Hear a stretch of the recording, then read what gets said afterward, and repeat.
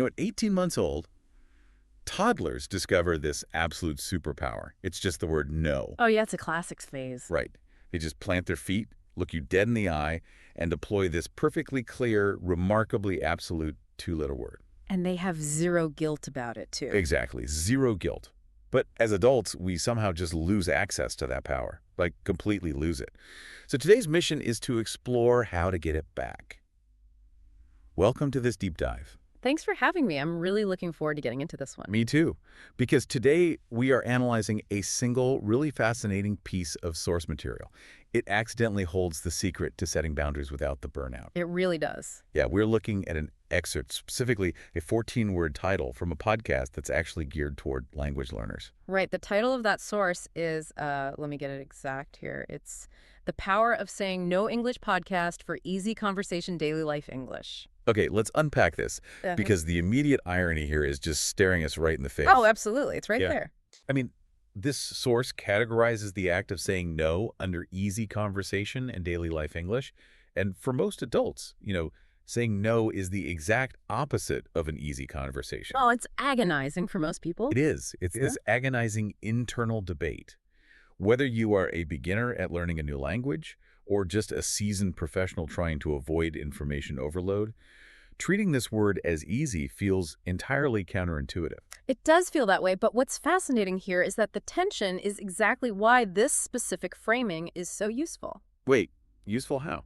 Well, the creators of the source are positioning the word no strictly as a foundational piece of vocabulary for beginners. Okay. Like, when you learn a new language, you do not start with the cultural nuances of declining an invitation politely. You just start with the mechanics of negation. Right, like just saying, I do not want this or anything. Exactly. You learn the negative particle. You learn how to turn a positive statement into a negative one. So you're saying by categorizing no as easy conversation, they're stripping away the emotional weight. That's exactly it. The source strips away the massive emotional baggage that native speakers attach to the word. It reduces it to a simple, functional tool. Which brings up a mechanism I was thinking about earlier, actually. Learning to use the word no in this stripped-down, beginner-level way is kind of like learning the location of the emergency exits before a flight takes off. Ah, that's a really good way to look at it. Right, like the safety briefing doesn't explain the plane's aerodynamics or the hydraulic pressure required to open the door. No, they definitely skipped the engineering lecture. Yeah, and they don't talk about the potential social awkwardness of deploying the slide either. They simply identify the handle and tell you to pull it if the structural integrity of the flight is compromised. It's just a basic load-bearing survival mechanism. Exactly. But I have to push back on this framing just a little bit. Okay, go for it. I buy the emergency exit analogy. I really do. But calling no an easy conversation feels incredibly naive when applied to the real world. Naive in what way? Well, if someone's job is on the line, or they are dealing with a really overbearing family member, saying no isn't just a matter of basic vocabulary, it is a complex navigation of power dynamics. Right. The stakes feel a lot higher than just basic grammar. Exactly. Does a 14-word title for English beginners account for that reality at all? Or is it dangerously oversimplifying human interaction? Well, what's fascinating here is that the oversimplification is the actual utility of the mental hack. The utility. I mean, how does ignoring the complexity help? You are totally correct that a native speaker navigating a complex power dynamic with a boss is dealing with high emotional stakes. But this source is explicitly targeted at the beginner's mindset. Right, so it's bypassing that native speaker complexity. Exactly. When a native speaker feels threatened by a power dynamic, their vast vocabulary actually becomes a liability. Oh, wow. A liability. Because they overthink it. Because they attempt to soften the boundary. They offer a 5-minute preamble or an elaborate apology or a highly detailed excuse about their schedule. Oh, man, we've all done that. You just keep talking and talking. Right. They dilute the boundary because they're trying to manage the other person's emotional reaction. Which just makes it worse. It does. But the beginner, operating purely on easy conversation mechanics, lacks the linguistic bandwidth to do that. They are forced to simply state the negative particle. They just press the button, they pull the emergency handle because they literally don't know how to build a complicated slide out of apologies and excuses. Exactly. And this raises an important question about how we construct our own barriers to communication. Like how we make things harder than they need to be. Yeah. We assume that because a situation is emotionally complex, our linguistic response must also be complex. Oh, I see. We match the emotion with a tangled response. Right. But the framing of the source suggests the exact opposite. It suggests that keeping the language unadorned is the only way to maintain the structural integrity of the boundary. So by treating it as basic daily vocabulary rather than a high-stakes negotiation, you actually protect yourself better. Precisely. The complexity is often an illusion generated by our own anxiety. That is wild. By adopting the beginner's mindset, you are choosing to view the word no, not as a weapon or a personal rejection, but simply as grammar. Simply as grammar. That's the perfect way to phrase it. Treating boundaries as grammar, I mean, that is a completely different paradigm for a high performer who is used to meticulously managing every interpersonal relationship. It really is a shift. Yeah, like if I view declining a project not as a personal failure or a social risk, but simply as deploying a basic grammatical function to negate a request, it completely neutralizes the emotional charge. And it removes the need for the apology entirely. Exactly. It neutralizes the charge. It neutralizes the charge, and it prevents the erosion of your own autonomy. Because you're not constantly apologizing for existing. Right. Consider the cognitive load required to constantly draft those elaborate, polite refusals. It is exhausting. It really is. It takes so much energy. And it leads directly to burnout. The Easy Conversation framework argues that you do not need to manage the emotional fallout of the word no because the word itself is emotionally neutral. It's literally just a word in the dictionary. Exactly. It is the social conditioning of the native speaker that assigns it a negative value.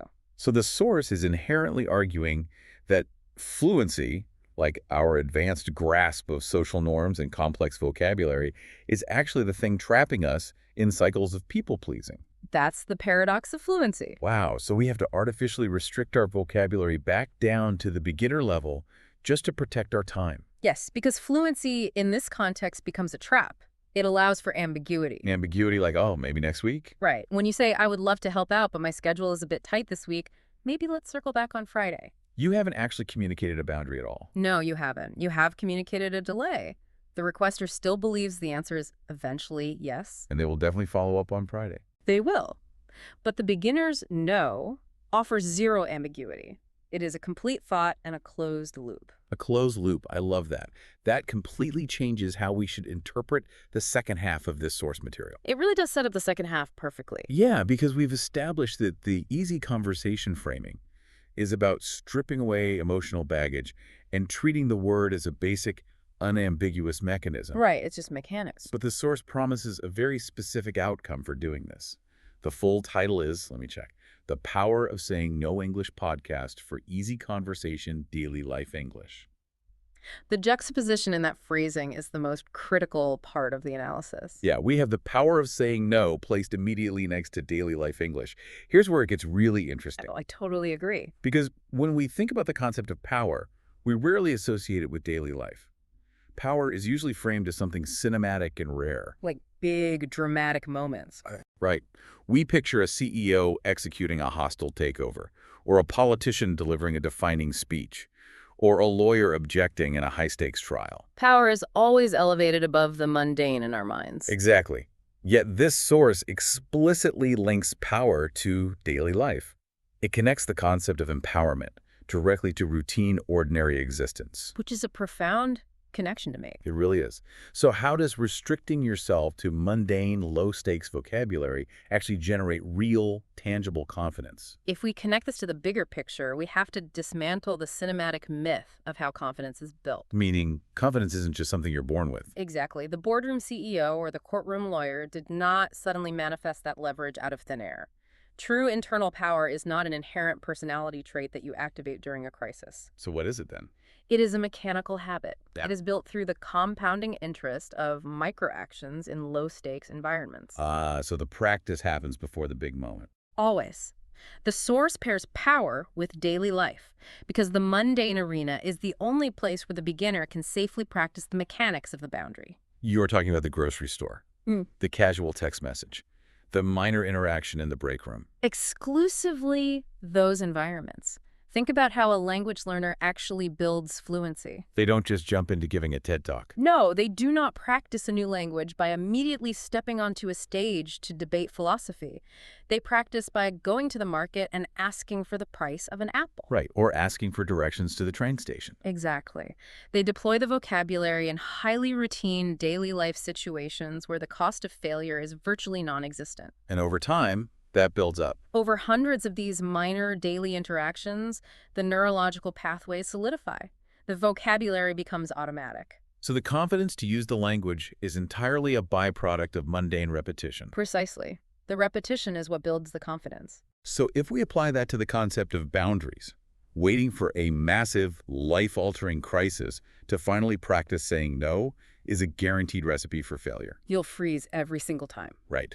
Because if you haven't practiced deploying the negative particle when a coworker asks you to grab them a coffee, you are never going to have the neurological muscle memory to decline a major career-derailing project from a demanding boss. You just won't have the reps in. The mechanism of confidence requires that repetition. It's literally muscle memory. It is. When you say no in a daily life scenario, like when you decline a minor request without offering the 5-minute apologetic preamble, you are sending a specific signal back to your own brain. A signal that your time matters. Yes, you are confirming that your time possesses intrinsic value and that you have the authority to allocate it. Wow. So every time you execute that easy conversation, the signal reinforces your agency. And the power, referenced in the source's title, is simply the accumulation of those reinforced signals. It fundamentally democratizes the concept of power. You do not need the corner office or the massive salary to start building it. Not at all. It's accessible to anyone. You just need to recognize that your Tuesday afternoon is the training ground. Every casual request for your attention is an opportunity to practice the beginner's mindset. It's a free rep. But wait, what happens to the baseline of that power if you choose not to practice? Like, Right. if you continuously bypass the easy conversation and just go along with the minor requests to keep the peace. Well, when you continually bypass the opportunity to establish a boundary in daily life, you enforce a different kind of neurological habit. A bad habit, I'm assuming. A very bad one. You condition your brain to prioritize external comfort over internal capacity. That's heavy. Prioritizing external comfort. Yeah. Every silent acceptance of a minor, unwanted obligation trains you to view your own limits as negotiable. And I imagine that compounds too. It does. Over time, that completely erodes the foundation of your confidence. You lose the ability to trust your own judgment because you are constantly overriding it for the sake of social convenience. You are actively training yourself to be powerless. If you can't protect a 10-minute window of your daily life, your brain knows you won't protect a 10-year trajectory of your career. And that is the hidden cost of the native speaker's social fluency. Because we use that fluency to talk ourselves out of our own boundaries. Exactly. We use our advanced understanding of social obligations to justify abandoning our own boundaries. We tell ourselves we are being cooperative or polite or a team player. But it's really just a lack of boundaries disguised as politeness. Right. The linguistic reality, the reality that the beginner understands, is that without the ability to freely and easily say no, any agreement you make is structurally unsound. Structurally unsound. That's a great phrase. Because a yes only possesses value if the no was a viable, accessible option. Otherwise, it is just default compliance. If the no isn't accessible, the yes is just default compliance. That highlights exactly why the source material is so vital for high performers who feel trapped by their own competence. They're totally trapped by it. Right. You aren't actually agreeing to these obligations. You are just complying with them because you've forgotten how to use the emergency exit. You've convinced yourself the exit is locked. But the exit is never locked. No, it's not. The source reminds us that the handle is always right there, categorized under basic daily vocabulary. The challenge is entirely internal. It's getting over the awkwardness. Yes, it is the willingness to tolerate the temporary discomfort of using a beginner's tool in an adult environment. Because as adults, we hate feeling like beginners. We despise it. The native speaker feels foolish offering a blunt, unadorned no without an excuse.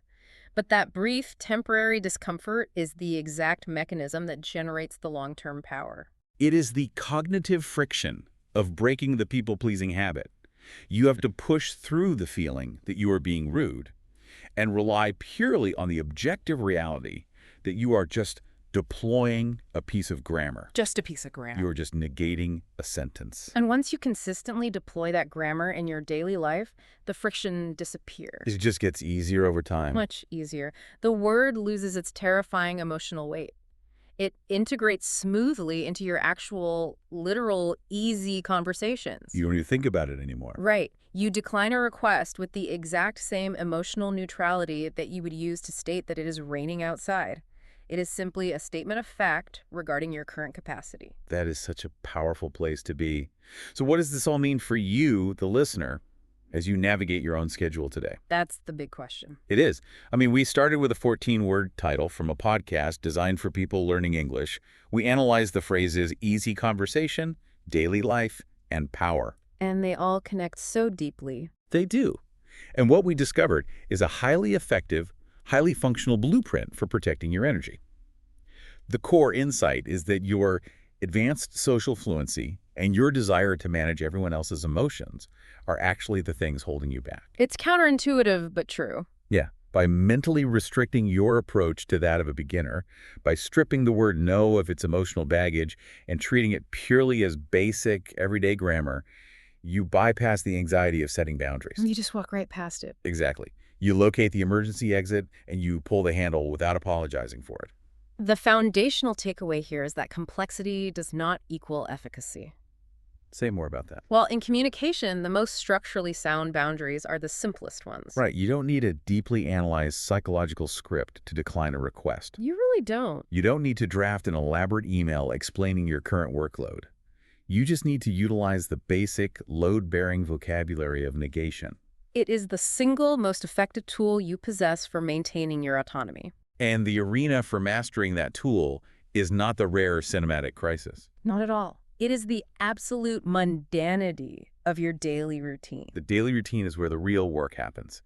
So as we close out this deep dive, I want to leave you with a final thought to mull over. I think this is really important. Yeah. We have spent this time exploring the immense compounding power of treating no as an easy daily conversation.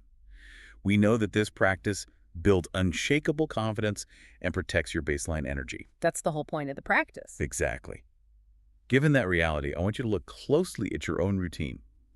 What are the specific mundane things in your daily life that you are silently saying yes to right now? The ones you don't even realize you're accepting. Right.